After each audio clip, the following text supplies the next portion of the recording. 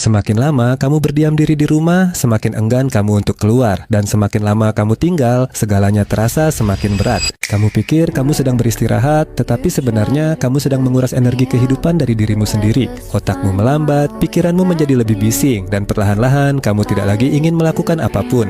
Dalam psikologi, ini disebut ruminasi mental, yaitu ketika pikiranmu terus berputar, terjebak di masa lalu, cemas akan masa depan, dan lelah dengan masa kini. Bahkan jalan santai sebentar terasa terlalu sulit. Sinar matahari pun terasa seperti sebuah beban tugas. Namun, itu bukan karena kamu malas, kamu hanya lelah secara mental. Semakin lama kamu terjebak dalam lingkaran itu, semakin sulit untuk memutuskannya. Tapi inilah kenyataannya, kamu tidak perlu merasa lebih baik untuk pergi keluar. Kamu perlu pergi keluar agar bisa merasa lebih baik. Melangkahlah keluar, duduklah di bawah sinar matahari, dengarkan embusan angin, dan rasakan dunia bergerak kembali.